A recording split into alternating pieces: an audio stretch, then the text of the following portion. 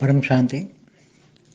अभी मैं आत्मा के ऊपर जो आवरण है इसके बारे में बताऊंगा कि आत्मा के ऊपर आवरण क्यों लगते हैं, कहाँ से लगते हैं, कैसे लगते हैं, उस आवरणों में क्या होता है।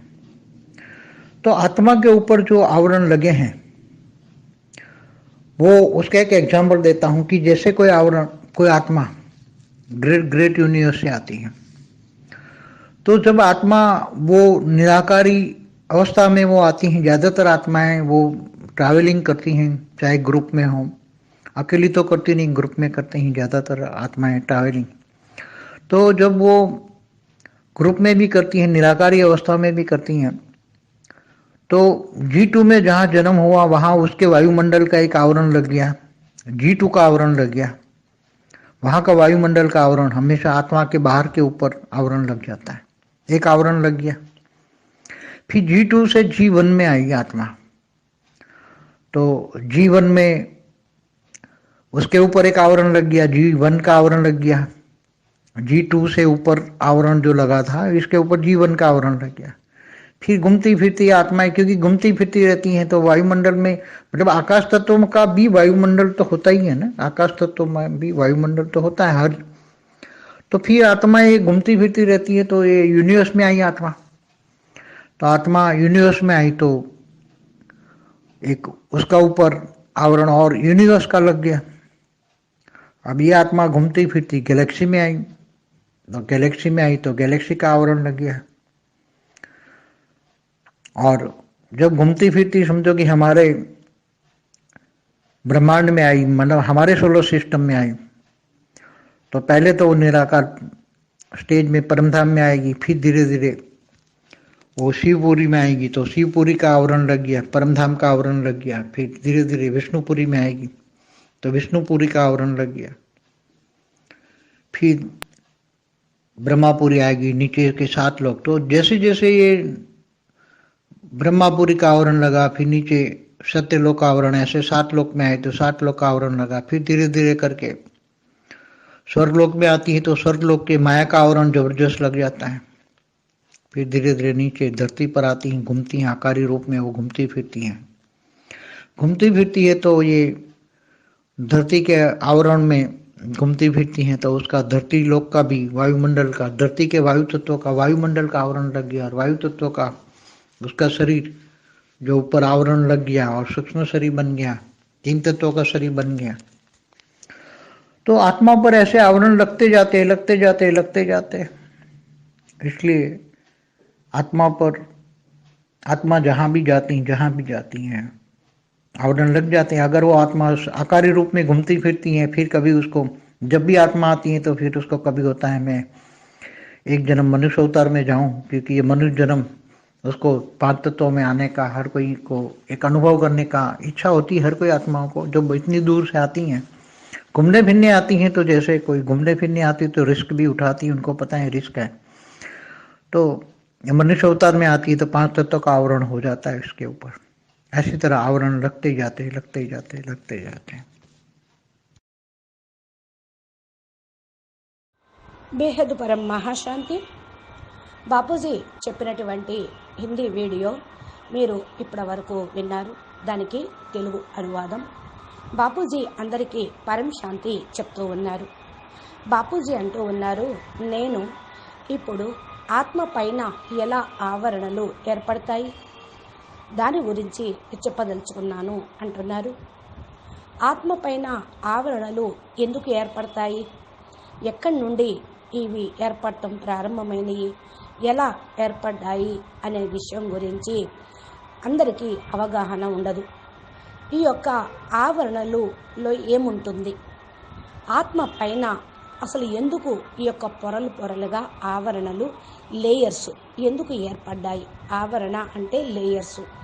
ఆత్మ నిరాకారి స్వరూపంగా ఉన్న దానిపైన చాలా ఆవరణలు ఉన్నాయి. ఎందుకు ఈ లేయర్స్ ఉన్నాయి, ఎందుకు ఎక్కడి నుండి వచ్చినాయి, ఏమిటి అనే విషయం గురించి చెప్తూ ఉన్నాను అంటున్నారు బాపూజీ. దీనికి ఒక ఎగ్జాంపుల్ నేను ఇస్తూ ఉన్నాను.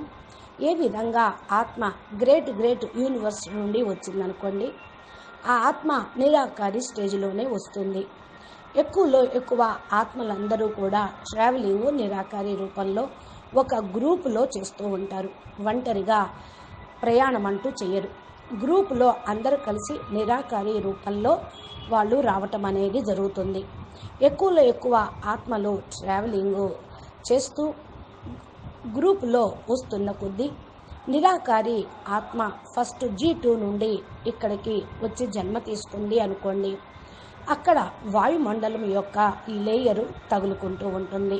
దానికి ఆత్మ చుట్టూ G2లో ఉన్నటువంటి ఆత్మ ఇక్కడికి వచ్చి జన్మ తీసుకున్నప్పుడు దానిపైన ఒక లేయర్ అనేది అక్కడి వాతావరణంతో ఏర్పడై ఉంటుంది. G2 యొక్క లేయరు తర్వాత వాయుమండలం అక్కడి నుంచి ఇంకో G1లోకి వస్తుంది.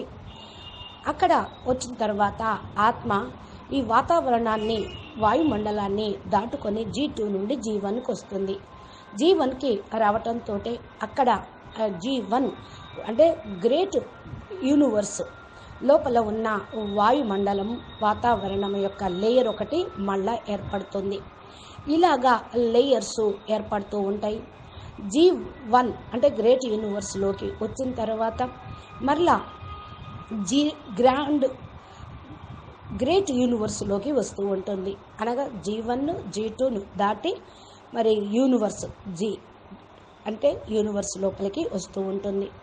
ఇలాగా ఆత్మలు G1 to తిరుగుతూ మళ్ళా యూనివర్స్లోకి రావటం జరిగినప్పుడు అక్కడ వాయుమండలము అనగా ఆకాశతత్వంతో ఉన్నటువంటి వాయుమండలము ఆ యొక్క ఆత్మ పైన కూడా తిరుగుతూ ఉంటుంది. అంటే ఇది ఒక లేయర్ లాగా ఏర్పడుతుంది. ఇంకా యూనివర్స్లోకి రావటంతో ఆ ఆత్మ యూనివర్స్లో ఉన్నటువంటి వాయుమండలం అనగా పరమ ఆకాశతత్వం, పరమ వాయుతత్వం, పరమ అగ్నితత్వం ఏదైతే వాయుమండలంలో ఉంటుందో ఆ యొక్క లేయరు యూనివర్స్ నుండి వస్తూ ఉంటుంది. ఇప్పుడు ఆత్మ తిరుగుతూ గెలాక్సీలోకి వచ్చిందనుకోండి. అనగా యూనివర్స్ నుండి మళ్ళీ యూనివర్స్లో ఉన్నటువంటి అనంత గెలాక్సీల్ని చూడాలని విహారం కోసం అబ్జర్వేషన్ కోసం రావాలి అని అనుకున్నప్పుడు ఆ ఆత్మ గెలాక్సీలోకి వస్తుంది. గెలాక్సీలోకి రావటంతో గెలాక్సీలో మహత్తత్వము మరి అక్కడ కూడా ఆకాశము, వాయువు, అగ్ని ఇలా గెలాక్సీలో వాయుమండలము ఉంటుంది. ఈ యొక్క వాయుమండలం యొక్క లేయరు మరలా ఆ ఆత్మ పైన ఒక పొరలాగా ఏర్పడుతూ ఉంటుంది. ఇలాగా వాళ్ళు గెలాక్సీలు మొత్తం తిరుగుతూ ఉంటారు. ఇకపోతే ఒక గెలాక్సీలో అనంత బ్రహ్మాండాలు ఉన్నాయి. ఇప్పుడు మనం ఉన్న బ్రహ్మాండం ఉన్నటువంటి గెలాక్సీకే వచ్చారనుకోండి. అప్పుడు మరలా అనంత కోటి బ్రహ్మాండాలను చూస్తూ మన బ్రహ్మాండం అనగా సోలార్ సిస్టంలోకి వచ్చారనుకోండి. అప్పుడు ఈ యొక్క సోలార్ సిస్టంలో ఫస్ట్ మరియు వాతావరణం ఆల్రెడీ తత్వాలతోటి పంచతత్వాలతోటి ఉండనే ఉంది. అయితే ఫస్ట్ అయితే నిరాకారి స్టేజ్లో వీళ్ళు మన సోలార్ సిస్టమ్ మన బ్రహ్మాండం యొక్క పరంధామంలోకి వస్తారు. తరువాత నెమ్మదిగా శివపురికి వస్తారు. శివపురి యొక్క వాతావరణం ఒక లేయర్గా ఆత్మ పైన ఉంటుంది. పరంధామం యొక్క వాతావరణము మళ్ళీ ఒక లేయర్గా ఉంటుంది. తర్వాత శివపురి యొక్క లేయర్ ఉంటుంది.